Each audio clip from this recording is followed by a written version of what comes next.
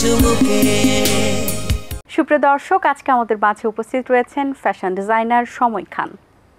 শুভ সকাল, কেমন আছেন? আলহামদুলিল্লাহ, আপনি কেমন আছেন? আমি বেশ ভালো আছি, আপনাকে অসংখ্য ধন্যবাদ। যখনই আপনাকে পাই তখনই আমরা বেশ কিছু ফ্যাশন সেন্স নিয়ে কথা বলি, সেই সাথে ট্রেন্ডি বিষয় নিয়ে কথা বলি। সো মানুষের দৈনন্দিন জীবনে কিন্তু ফ্যাশন অতপ্রতভাবে জড়িত, চাক আর না চাক।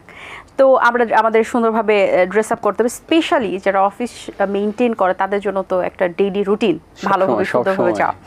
সো আমরা এখন শুরুতেই যে বিষয়টি নিয়ে কথা বলি সেটা সামনে পূজা চলে এসেছে। সো পূজাকে ঘিরে এখন কি কি ফ্যাশনেবল জিনিস বা ড্রেস আমাদের সামনে আসছে?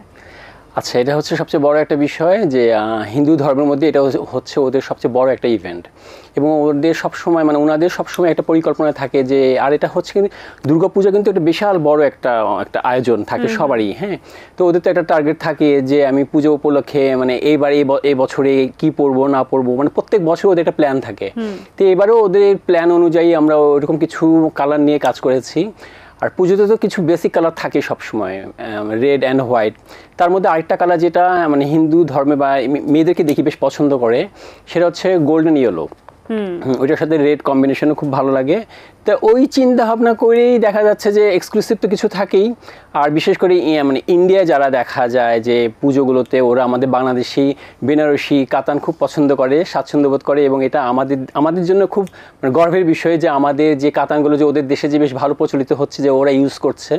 আমাদের দেশেও তো সবসময় ওরা মানে পুজো নিয়ে একটা চিন্তাভাবনা থাকে। এক্সক্লুসিভ কিছু ডিজাইন নিয়ে এবার বেশ কিছু কাজ করেছি যাতে সবাই মনে করে যে না, প্রত্যেক পুজোতে একটা নতুন কিছু পাবো। আচ্ছা, এবং সেই সাথে কিন্তু আমাদের বাংলাদেশের কিছু কালচারের ড্রেসও কিন্তু ইন্ডিয়ারাও ফলো করে, এবং আমাদের ড্রেসগুলো তারা বেশ পছন্দ করে। আচ্ছা, সো এইবারে ট্রেন্ডি যে বিষয়টি আপনি কালারের কথা বলছিলেন, আর নতুন নতুন কোন থিমের কালার আসলে এখন বেশ চলছে বলে আপনি মনে করেন? পুজো উপলক্ষে যে আমি যে বেসিক কালারগুলো বললাম, দেখা যাচ্ছে যে রেড অ্যান্ড হোয়াইট, এটার মধ্যে তো আরও কিছু কালার থাকে যে অনেকে মনে করে যে না, আমি এই কালারগুলোর বাইরে অন্য কালার ইউজ করবো, যেমন ডিফারেন্ট, বিশেষ করে ম্যাজেন্টা কালার, অরেঞ্জ কালার আর অফ হোয়াইটের মধ্যে কালার কম্বিনেশন বেশ ভালোই লাগে। তারপর আরেকটা যে কালার যেটা না বললে নাই হয় সেটা হচ্ছে গোল্ডেন কালার। গোল্ডেন কালারটাও বেশ ভালো যাচ্ছে বা অনেকেই খুব পছন্দ করে। আর এখন লাইট কালারগুলোও বেশ মোটামুটি দেখলাম যে ভালো সামঞ্জস্য রাখছে, যে পুজোতে যে দেখা যাচ্ছে যে কোনো একটা মেয়ে কোনো একটা প্রোগ্রামে মানে পুজোর প্রোগ্রামে যাচ্ছে, সে চিন্তা ভাবনা করছে যে আমি একটা রেড কাতানের বা একটু গর্জিয়াস একটা ব্লাউজ পরবো, ওটার সাথে আমি একটা নর্মালি একটা বিস্কিট কালারের একটা শাড়ি পরবো বা মসলিন শাড়ি পরবো বা একটা বেনারসি শাড়ি পরবো, জাস্ট লাইট কালার। ব্লাউজটাতে খুব মানে প্রাধান্য দিচ্ছে কালারের ব্যাপারে এবং ডিজাইনের ব্যাপারে। তাই এই কালারগুলোই মনে হচ্ছে, আমার মনে হয় যে আমি আমার দিক দিয়ে বললাম, অনেকেরই মনে হয় পছন্দ।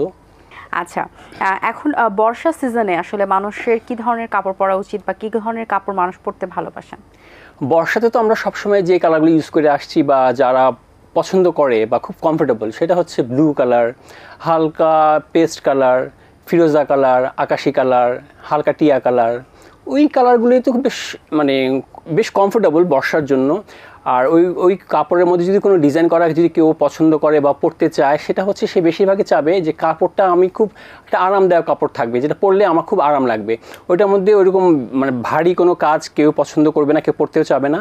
কাটিং বেজ পাঞ্জাবি, কুর্তি, তারপর মেয়েদের জন্য টপ, খুব এসবই বেশ বেশ ভালো চলছে বা আমরাও বেশ পছন্দ করি, এবং সবাই খুব সবাই চায় যে আমি এই ধরনের প্রোডাক্টই পরবো, শর্ট কামিজ। আচ্ছা, সামনেই তো ব্রাইডাল সিজন, সো এই সিজনকে ঘিরে কি কি থাকছে এবং নতুন আকর্ষণ কি থাকছে, এবং ব্রাইডালে আমরা যখন দেখি যে খুব হেভি কাজ করা থাকে বা এরকম কিছু থাকছে কিনা এবার? ব্রাইডাল তো আমাদের বাংলাদেশে ব্রাইডাল তো বেশ বড় একটা ইভেন্ট, মানে আমাদের দেশে ব্রাইডাল মনে হয় ইন্ডিয়াকে ফেলে মেরে দিচ্ছে, এত বড় আয়োজন থাকে। তা আমাদের দেশে যে ব্রাইডালে যে কাজগুলো এখন তো আমি কিন্তু আগে বলেছি যে এখনকার কিন্তু জেনারেশন যারা আছে একটু লাইট কালার পছন্দ করছে। আমাদের দেশে ব্রাইডালে এখন আগে তো দেখা যায় রেড, তারপর ম্যাজেন্টা, অরেঞ্জ, গোল্ডেন ইউজ করতো। এখন আমাদের দেশে দেখা যাচ্ছে যে ছেলেরা পরছে ব্ল্যাক শেরওয়ানি বা প্রিন্স কোট বা একটা শর্ট পাঞ্জাবি, একটা কোটি, আর মেয়েরা পরছে লাইট কালারে একটা লেহেঙ্গা পরছে বিস্কিট কালার বা গোল্ডেন কালার। রেড আছে খুব কম, আমার দেখা মতে, এবং সবাই বেশ পছন্দ করে ব্রাইডালে লাইট কালারগুলো বেশ পছন্দ করে। এবং ওর মধ্যে যে এখন আগে দেখা যেত আমাদের দেশে যে লেহেঙ্গা পরতো, তারপর সারা পরতো, এখন কিন্তু ওইটা না। আমাদের দেশে কিন্তু এখন ব্রাইডালে সবাই সেই ঘুরে ফিরে আগের জায়গায় ফিরে আসছে, লাল বেনারসি মানে কাতানের দিকে খুব ঝোঁক, শাড়ির দিকে বেশি প্রাধান্য এখন। ওটার মধ্যে দেখা যাচ্ছে যে শাড়িটা যে কালারে করা হলো বা নিল, ওটার মধ্যে সে একটু চিন্তা ভাবনা করে দোপাট্টাটা ওইটা খুব গর্জিয়াস নিচ্ছে এবং ওইটার সঙ্গে ম্যাচিং করে মানে বর যে থাকে সে ওইটার সঙ্গে ম্যাচিং করে হয়তো বা একটা কোটি বানালো, একটা লং কোটি বানালো, একটা শেরওয়ানি বানালো, দুজনের সঙ্গে মানে কাপল যে ড্রেস যেটা বলা হয়, ওইসবই চলছে এখন আমাদের দেশে। আপনি যদি ডিজাইনার না হতেন তাহলে অন্য কি হতেন? আমার ছোটকাল থেকেই আমি এখনো ভাবি যে আমার খুব ইচ্ছে ছিল ব্যাংকে জব করা। হ্যাঁ, মানে ব্যাংকে জব করার একটা রিজন আছে। সবাই আমাকে আবার জিজ্ঞেস করে এত কিছু ব্যাংকে কেন? তা আমি যখন ব্যাংকে যদি জব করতাম, আমি দেখা যেত যে আমি যেই কালারের শার্ট পরতাম ওই কালারটা টাই পরে যেতাম। টাই আমার খুব ফেভারিট। হ্যাঁ, তাই ব্যাংকে গেলে যখন দেখি ছেলেরা মেয়েরা মানে অফিস করছে, ওদের গেট আপগুলো দেখি, যা তখন আমি চিন্তা করি যেখানে আমি থাকলে সবসময় মানে একটা লাইট কালার একটা শার্ট পরতাম, একটা লাইট কালার একটা টাই পরতাম, মানে টাই আর শার্ট আমার খুব ফেভারিট এবং ব্যাংকের জবের মধ্যে এটা আমার কাছে মনে হচ্ছে একদম পারফেক্ট, আমি তাই করতাম। আচ্ছা, কিছুদিন আগে তো আমাদের দেশের একটা পরিস্থিতি আমরা দেখছি, আমরা ইন্টারনেট থেকে বিচ্ছিন্ন ছিলাম, একটা বেশ ক্রাইসিস একটা মোমেন্ট আমরা পার করেছি এবং এখনও করছি কিছুটা। সো সেই সময়টাকে আসলে ফ্যাশন ডিজাইনার যারা আছেন তাদের কি আসলে কোনোভাবে ক্ষতি হয়েছে কিনা বা তাদের প্রফেশনের কোনো ইফেক্ট পড়েছে কিনা? আসলে এটা তো অনেক বড় একটা মানে বিষয়। এখন তো শুধু আমি এখন সবাই এখনও কিন্তু যাদের প্রবলেম হচ্ছে বা বিজনেসে যাদের ক্ষতি হয়েছে, এটা কতদিন যাবে জানি না, আল্লাহ রহম করলে বেশি দিনও হয়তো বা যাবে না, কিন্তু এটা অনেক বড় একটা প্রভাব ফেলেছে, বিশেষ করে ব্যবসার দিক দিয়ে, মার্কেটিংয়ের দিক দিয়ে বা আমাদের কাজের দিক দিয়ে। আমরা ধরেন বসে আছি, চিন্তা ভাবনা করছি, একটা ডিজাইন মাথায় আসলো, কিন্তু এটা ওইভাবে আমি অ্যাপ্লাই করতে পারছি না, যেহেতু কাজে বসতে পারছি না, কাজে বসার কোনো অপশন ছিল না, রাস্তায় বের হতে পারছি না। চিন্তা ভাবনাগুলো হয়তো বা খাতা কলমে রেখে রেখে মানে জাস্ট কালেকশন করে রেখেছি যে পরে করব, কিন্তু ওই জিনিস একটা গ্যাপ তৈরি হয়েছে, গ্যাপের মধ্যে চিন্তা ভাবনাতে একটু দূরত্ব মানে চলে আসছে। আর বিজনেসের ব্যাপারে আমি বলবো যে অনেক অনেক বড় ক্ষতি হয়েছে, কিন্তু ইনশাল্লাহ এটা আবার পরে রিকভার করবে, আল্লাহ ভরসা। আচ্ছা, এখন তো এই যে ফ্যাশন ডিজাইনিং প্রফেশনটা বেশ জনপ্রিয় হয়ে উঠেছে এবং একটা সময় আমাদের বাংলাদেশে হয়তো বা খুব একটা পরিচিতি ছিল না, বাট এখন কিন্তু আমরা বেশ দেখতে পাচ্ছি নতুন নতুন ফ্যাশন ডিজাইনার আমরা পাচ্ছি আমাদের মাঝে। তো আপনারও তো অনেক স্টুডেন্ট রয়েছে নিশ্চয়ই, এবং যারা এখন নতুন আছে, নতুন প্রজন্মে যারা আসছে কাজ করছেন, তাদের মধ্যে আসলে সম্ভাবনা কেমন দেখছেন? না, এখনকার যে জেনারেশন দেখলাম যে ওরা খুবই ভালো কাজ করছে, ওরা সামনে আরও ভালো কাজ করবে এবং ওদের চিন্তা ভাবনা। আর তাছাড়া সবচেয়ে বড় বিষয় যে এখনকার যুগের ছেলেরা মেয়েরা তো খুব ফ্যাশনেবল হয়ে গেছে, পোশাক আশাক কথাবার্তা চাল চলনের মধ্যে ওদের মধ্যে একটা স্টাইল জিনিসটা মানে চোখে পড়ে বা কাজে মানে কাজে দেখায় দেয় ওরা এরকম। তো এখন ইয়ং জেনারেশন যারা আসছে কাজ করছে, ওরা বেশ ভালো করছে এবং ওরা সামনে বেশ আরও ভালো করবে। আর আমাদের জন্য ভালো হবে যে শেখার তো শেষ নেই, নতুনদের কাছ থেকে আমরা আরও কিছু শিখবো, ওরা যাই করবে ওদের কাছ থেকে দেখবো। হয়তো আমরা যে অনেক কিছু জানি তা না, আমি তো আগে বলেছি শেখার শেষ নেই। ওরা নতুন নতুন ডিজাইন অ্যাপ্লাই করবে, ওসব দেখবো, শিখবো, চিন্তাভাবনা করবো, ভালো ওদের কনসেপ্টও একটু অন্যরকম, যেহেতু এখন মডার্ন হয়ে যাচ্ছে সব কিছু। তো ওরা খুব ভালো করছে, এখন ওরা আমার মনে হয় ওরা সামনে আরও ভালো করবে এবং আস্তে আস্তে এখানে আরও সবাই ঝুঁকে পড়বে যে না আমি আর মানে ডিজাইন নিয়ে কাজ করব। এখন তো বেশিরভাগ মানুষই ঘরে একটা বুটিক্স খুলে বসছে। আবার আরেকটা জিনিস খারাপ, যেটা যেমন ঘরে ঘরে ডিজাইনার, যেমন দেখা যাচ্ছে যে বাইরের থেকে কোনো একটা প্রোডাক্ট নিয়ে আসছে, ঘরে একটা হাউস খুলে বসছে, রেডিমেড প্রোডাক্টই সেল করছে এবং অনলাইনেও সেল করছে, কিন্তু জাস্ট নিজেকে একটা পদবি দিচ্ছে নিজে ডিজাইনার। কিন্তু না, তুমি বাইরের থেকে এনে রেডি প্রোডাক্ট এনে সেল করতেছো, এটা তুমি কিসের ডিজাইনার হলা? তুমি একটা বিজনেস করতেছো, একটা প্রোডাক্ট তুমি দাঁড়া করালা এখানে, ওইটা তোমার এটা বিজনেসের ক্ষেত্রে তুমি ওইখানকার মধ্যে একজন অনার হতে পারো, কিন্তু তুমি তো ডিজাইনার না, কেন নিজেকে ডিজাইনার হিসেবে দাবি করো? এই জিনিসটাতে আমি একটু দ্বিমত দিব এই জন্য যে, কারণ সবাই যদি ডিজাইনার হয়ে যায় তাহলে কেমন হবে? আর তাছাড়া যারা নিজেকে খুব ডিজাইনার মনে করে, হ্যাঁ তোমাদের কনসেপ্ট ভালো, তোমরা জানো প্রোডাক্ট সম্পর্কে তোমাদের আইডিয়া আছে, কালার সম্পর্কে আইডিয়া আছে, তোমরা ওইভাবে তোমরা প্রেজেন্ট করতেছো, বা আমার একটা কাস্টমার কিছু কিনতে গেলে তোমরা যে একটু অ্যাডভাইস দিচ্ছ, ওই জিনিসটা তো অবশ্যই দরকার যে আমি একটা জিনিস প্রোডাক্ট বিক্রি করবো, বাইরে থেকে নিয়ে আসবো, সেটা পাকিস্তান হোক, সেটা ইন্ডিয়ান হোক, সেটা আমি নিজে তৈরি করি বা মার্কেট থেকে রেডিমেড কিনে নিয়ে আসি। বাট তোমার তো বুঝতে হবে যে তুমি যে একটা ড্রেস রেডি করলা, কোন কোন মিডিয়ায় কাজ করছো, কাস্টমার যে তোমার এখানে আসছে কিনতে আসছে, তুমি কাস্টমারকে তো বোঝাতে হবে যে তুমি কোন কোন মিডিয়ায় কাজ করেছো। কিন্তু তুমি যদি ওইসব নাই জেনে যদি তুমি রেডিমেড প্রোডাক্ট এনে যদি তুমি সেল করে যদি নিজেকে দাবি করো আমি ডিজাইনার, তাহলে তো একটা লজ্জা ছাড়া আর কিছু না। তখন হয় কি, অনেক সময় সব ডিজাইনারের উপর পড়ে যে বাংলাদেশের ডিজাইনারগুলোর জন্য কেমন, কিন্তু না, আমার কথা হলো যে আমি যে পজিশনে আছি বা আমি যে প্রফেশনে আছি সেটাকে প্রাধান্য দেওয়া উচিত। যে আমার প্রফেশন বিজনেস, ঠিক আছে, আমি বাইরে থেকে প্রোডাক্ট এনে কাজ করছি, আমি একজন মানে বিজনেসম্যান, বাট আমি ডিজাইনার না। আচ্ছা, এই বিষয়টা একটু দর্শকদের জন্য আরেকটু ক্লিয়ার করতে চাই যে আসলে ডিজাইনার কাকে বলে বা ডিজাইনের ডেফিনিশনটা যদি একটু বিস্তারিত একটু দর্শকদেরকে বুঝিয়ে বলতেন যে আসলে এই সেক্টরে যারা কাজ করছে তাদের হয়তো বা তারা তো জানছেই যে ডিজাইনার কাকে বলে, কিন্তু দর্শকদেরও কিন্তু বা যারা আমার কাস্টমার আছে তারা কিন্তু কিনতে গেলেও আমরা দেখি যে না বলছেন যে উনি ডিজাইন করেছেন, আমরা মনে করছি আচ্ছা উনিই ডিজাইনটি করেছেন। তো এই বিষয়গুলো আসলে আমরা কিভাবে বুঝতে পারি আমরা যারা কাস্টমার আছি তাদের উদ্দেশ্যে? না, ডিজাইনার আমি বলবো যারা ডিজাইনার তাদের তো অবশ্যই কনসেপ্ট থাকতে হবে, কালারের উপর ডিপেন্ড থাকতে হবে, ফ্যাব্রিকের উপর তার করতে হবে, জানতে হবে কোন ফ্যাব্রিকটা কি, ফ্যাব্রিকের নাম, উইভিং করার সময় যে শাড়ি বা ফ্যাব্রিকে যে উইভিং করা হয় ওই উইভিংয়ের মধ্যে কতটা করে মানে সুতা পড়ছে, মানে যেটাকে বলা হয় টানা বর্ণা শাড়ির মধ্যে দিতে হয়, ওগুলো তো কনসেপ্ট অবশ্যই থাকতে হবে। তারপর কালারের ব্যাপারে যেটা আমি বললাম যে কালারের কনসেপ্ট থাকতে হবে। তারপর আমি একজন সেলিব্রিটিকে দেখলাম, ওনাকে কোন ধরনের প্রোডাক্ট ভালো লাগবে, উনি হয়তো বা আমাকে এসে বললো যে আমি একটা বিয়ের প্রোগ্রামে যাচ্ছি, আমাকে একটা ড্রেস বানিয়ে দাও বা একটা শাড়ি বানিয়ে দাও, আমাকে একটা পাঞ্জাবি বানিয়ে দাও। মানে আমাকে চিন্তা করতে হবে যে ওনার পার্সোনালিটিটা আগে দেখতে হবে, ভাবতে হবে যে উনি কোন পার্সোনালিটি নিয়ে আছেন এবং ওনাকে কোন প্রোডাক্টটা ওনার সাথে যায়। আমি হুট করে তো আসাদুজ্জামান নুন স্যারকে তো আমি একদম চকমকা সিকোয়েন্সের পাঞ্জাবি পরাতে পারবো না, যেহেতু ওনার একটা টাইপ আছেন, ওনার কথা চিন্তা ভাবনা করে আমি ওনার জন্য একটা ডিজাইন করব। তারপর রেজনা চৌধুরী বন্যা ম্যাম, উনি একটা প্রোগ্রামে যায়, উনি কোন ধরনের প্রোগ্রাম মানে ড্রেস আপ করেন, আমি ওনার জন্য নিশ্চয়ই একটা লেহেঙ্গা বানিয়ে বলেও দিব না যে আমি ডিজাইনার, আমি এটা করেছি এটা পরেন, তা তো না। ডিজাইনারের অবশ্যই সেরকম জ্ঞান থাকতে হবে যে আমি যার জন্য প্রোডাক্টটা বানাবো সে তার কতটুকু কোয়ালিটি সম্পন্ন ব্যক্তিত্ব সম্পন্ন একজন মানুষ এবং তার সে কতটুকু ক্যারি করতে পারে এবং তার সাথে যায় কিনা ওইটা আমার মাথায় অবশ্যই থাকতে হবে। ওইটা যদি না থাকে আমি হুট করে ডিজাইনার একটা ড্রেস বানাই দিয়ে আমি একজনকে বললাম এটা আমি করেছি আপনি পরেন, কিন্তু উনি তো পরবে না।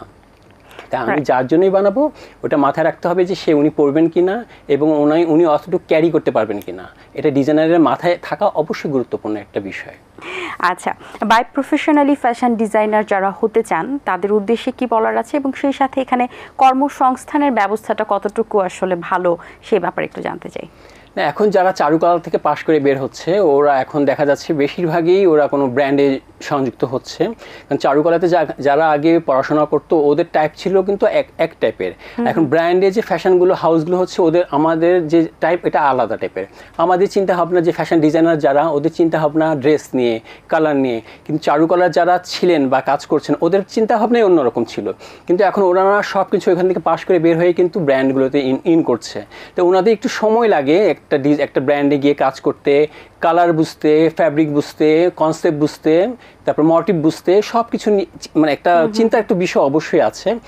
তারপর আমি বলবো যে আর নতুন নতুন যারা যেমন শান্তা মারিয়াম, তারপর আরও কিছু আছে ইনস্টিটিউট আছে বেশ ভালো কাজ করছেন, তারপর ওইখান থেকে যেসব ছেলেরা বের হচ্ছেন বেশ ভালো কাজ করছেন এবং ওনাদের একটা আগ্রহ আছে। এবং দেখলাম যে অনেক আমার কিছু ফেসবুকে দেখা যায় কিছু জুনিয়র কিছু ডিজাইনার আমি কোনো কিছু পোস্ট করলে বা অনেক সময় কিছু অ্যাডভাইস চাই, ভাইয়া আমি একটা এই জিনিসটা করতে চাচ্ছি বা স্যার আমি এই জিনিসটা করতে চাচ্ছি আমাকে একটু অ্যাডভাইস দেন, খুব ভালো লাগে।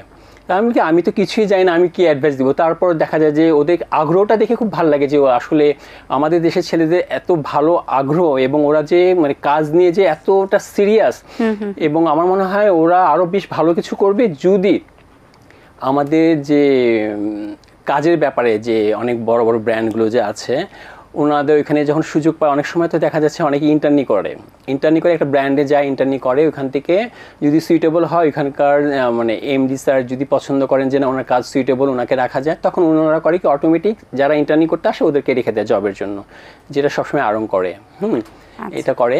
তখন ওই ধরনের সুযোগগুলো অনেক সময় অনেকে ইন্টার্নি করার পরে দেখা যাচ্ছে যে ভাল লাগছে না, বিরক্ত হচ্ছে, কাজের ব্যাপারে কোনো নেই, মানে খুব অনীহা। আমার কথা কি আমি যেই কাজটাই করব এটাকে আমার অবশ্যই সম্মান করতে হবে, সম্মান করলে আমি সম্মান পাবো। আর যে কোনো বিষয়ে একটা জিনিস লেগে থাকতে হবে, না লেগে থাকলে হ্যাঁ ধৈর্যটা অনেক অনেক ইম্পর্টেন্ট। আমি আজকে এই লাইনে কাজ করছি 25 থেকে 28 বছর হবে, অনেক দীর্ঘ, কিন্তু আমার ভালো লাগে আমার আত্মীয় স্বজন ফ্রেন্ড সার্কেলরা যখন আমাকে বলে যে ডিজাইনার নিয়ে কোনো কথাবার্তা বলে আমার খুব ভালো লাগে। এবং এই মানে আমার মানে এই মানে যেটাকে বলা হয় মানে আমার যে মানে প্রফেশনটা মানুষের সাথে কথা বলতে আমার ভালো লাগে। এখন যারা যারা নতুন নতুন আসছে আমি সবাইকে ওয়েলকাম জানাই এবং সবাই খুব ভালো কাজ করবে সামনে, এবং আরও সবাই আমি তো আগে বলেছি সবার খুব ইন্টারেস্ট এখন ডিজাইনার হওয়া। রাইট।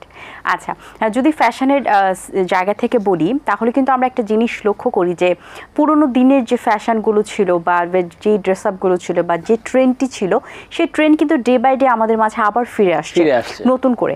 এটার পেছনে আসলে কারণটা কি? নতুন কি কোনো স্টাইল মেক হচ্ছে না, নাকি পুরোনো স্টাইলটাকে আবার নতুন করে রিপ্রেজেন্ট করা হচ্ছে? আমরা কি পারছি না নতুন স্টাইল মেক করতে?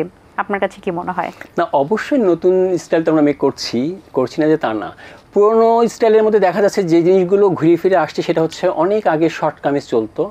শর্ট কামিজ এখন পুরো অফ হয়ে গিয়েছিল, সবাই লং কামিজ পরা শুরু করেছে। পাকিস্তানি সবাই লং কামিজ পরে, সবাই মনে করছে আমি লং কামিজ পরবো। লং কামিজটার মধ্যে দেখা যাচ্ছে যে লং কামিজের মধ্যে পরাটা এবং অনেকে খুব ফেভার করার একটাই কারণ যে লং কামিজের মধ্যে অনেক ধরনের কাজ করা যায়। যেমন অনেকেই হিজাব পরেন, ঘুমটা দেন, বুকের কাজ পছন্দ করেন না। লং কামিজ পরলে নিচে অনেক কাজ থাকে, হাতে কাজ থাকে, ফুল স্লিভ থাকে। ওইটা চিন্তা ভাবনা করে যে আমি একটা লং কামিজ পরবো। অনেকেই কিন্তু লং কামিজে পরেন, লুজ ফিট ড্রেস পরতে মানুষ লুজ ফিট ড্রেস সবাই পরছে। হ্যাঁ, কিন্তু ওই যে দেখা যাচ্ছে কাজের ব্যাপারে ঘুরে ফিরে আসছে। শুধু ওই যে জিনিসটা ঘুরে ফিরে আসছে সেটা হচ্ছে কোন দিক দিয়ে আসছে? ডিজাইনের ক্ষেত্রে কি বলতে কি কাটিং বেজ, যেমন শর্ট কামিজ, লং কামিজ, এই দুইটাই কিন্তু চেঞ্জ হচ্ছে। আর কাটিং এর ব্যাপারে কিন্তু আপনি নিত্য নতুন কাটিং চেঞ্জ করছেনই। আপনি দেখা যাচ্ছেন যে একটা গোল গলা একটা পাঞ্জাবি করলেন, মনে হলো যে না গোল গলা করবো না, আমি এমন একটা কিছু নিজের থেকে একটা আইডিয়া নিব যেটা ডিজাইনাররা চিন্তা ভাবনা করেন। পাঞ্জাবির সামনের লেনটা একটু শর্ট দিব, পিছনের লেনটা একটু বড় দিব। আবার এটা কিন্তু মেয়েদের প্রোডাক্ট ওই জিনিসটা থাকে। ওই জিনিসটা আবার দেখা যাচ্ছে পাঞ্জাবির মধ্যে চলে আসছে। পাঞ্জাবির মধ্যে যে আমি হুট করে একটা শর্ট দিব, পিছনে লং দিব, ওইটা আমার সামঞ্জস্য রাখতে হবে। ওইটা যাতে লুকটা ভালো আসে সেজন্য হালকা হয়তো দেখা গেলো আমি একটু বাটন চেঞ্জ করতে পারি। এই নতুন নতুন বাটন, কাটিং বেজ, হালকা একটু পাইপিং, এগুলো হচ্ছে নতুনত্ব। এগুলো ঘুরে ফিরেই নতুনত্ব হবেই, আসবেই। কালারের ব্যাপারে অনেক চিন্তা ভাবনা তো হবেই, চেঞ্জ হবেই। কিন্তু ঘুরে ফিরে যে আমরা বললাম যে আগেরকার দিনে মানে শর্ট পাঞ্জাবি বা লং পাঞ্জাবি ঘুরে ফিরে আবার আসছে, এটা সবসময় থাকবে। আচ্ছা, অসংখ্য ধন্যবাদ আপনাকে, ভালো থাকবেন সবসময়, অনেক শুভকামনা রইল। আপনাকে অনেক ধন্যবাদ। আর এটিএন বাংলা চায়ের চুমুক প্রোগ্রামটা আমার বেশ পছন্দ। এখানে অনেকদিন পরে মানে আসতে পারার পরেও আমার খুব ভালো লাগছে। অনেক অনেক ধন্যবাদ এটিএন বাংলাকে। দর্শক, আশা করছি আজকের আয়োজন আপনাদের ভালো লেগেছে। আজ এই পর্যন্তই। আপনাদের সঙ্গে দেখা হবে আগামী পর্বে নতুন কারোর সঙ্গে। সেই পর্যন্ত ভালো থাকুন, সুস্থ থাকুন। আল্লাহ হাফেজ। দিন আসে দিন যায়, সময়টা চলে যায়, তবু আছি এই বেশ ভালো। জীবনটা রঙময়, যেভাবেই হওয়া চাই, নয় কবু সাদা কালো। এই আশাতে স্বপ্ন ভাসে, সুখ হাসে চোখে মুখে চায়ের চুমুকে।